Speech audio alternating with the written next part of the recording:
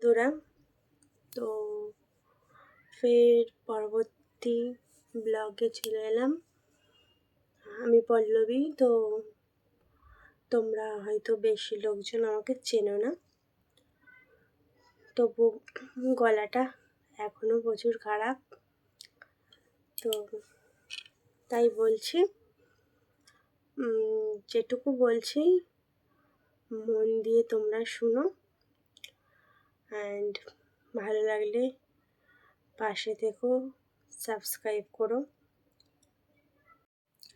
কালকে তোমাদের জানিয়েছি পিসিওডি কি, বাট আজকের তোমাদের জানাবো এটি কিভাবে হয়। তো জানতে হলে দেখতে তো হবে এটি কিভাবে হয়। মহিলাদের দেহে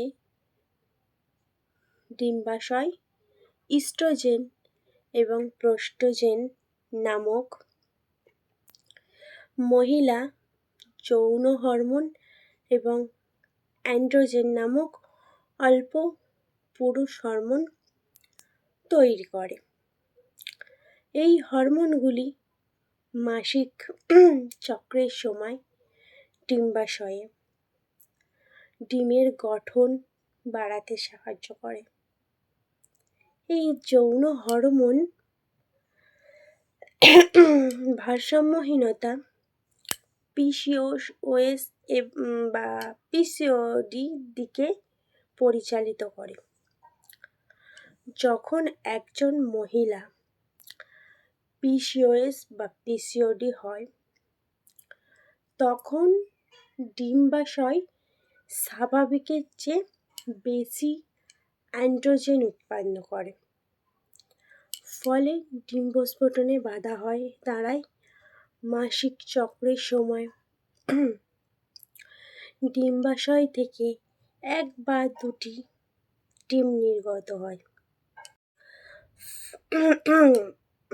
ফলিকল বা পিসিওএস বা তোমরা যেটাকে পিসিওডি বলো, এর সাথে ফলিকের ডিম পরিপাক হয় না এবং কোনো কার্যকলাপ ছাড়াই ডিম্বাশয় থেকে ফলস্বরূপ এই অপরিপাক ডিমগুলি ডিম্বাশয়ে সিস্টে পরিণত হয়,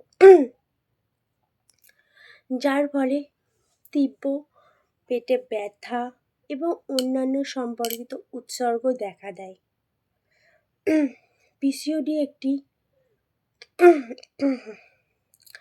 জননীকালী উত্তরাধিকার সূত্র প্রাপ্ত সিনড্রোম। মানে হয়তো তোমার মায়ের আছে বা ঠাকুমার আছে, মানে তোমাদের বংশের যে কারোর থাকতে পারে, সেই অনুযায়ী সিস্ট হতে পারে।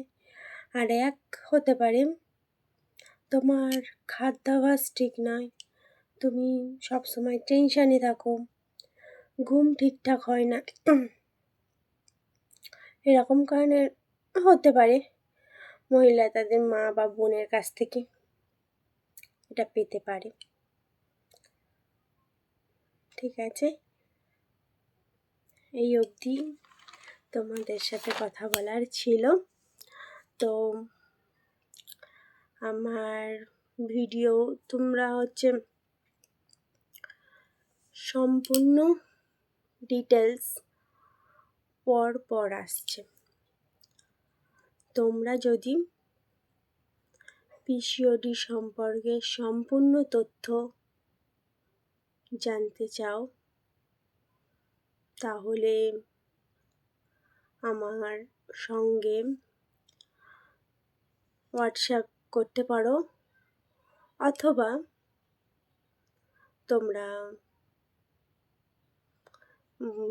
তোমরা ইউটিউবে কমেন্ট করতে পারো।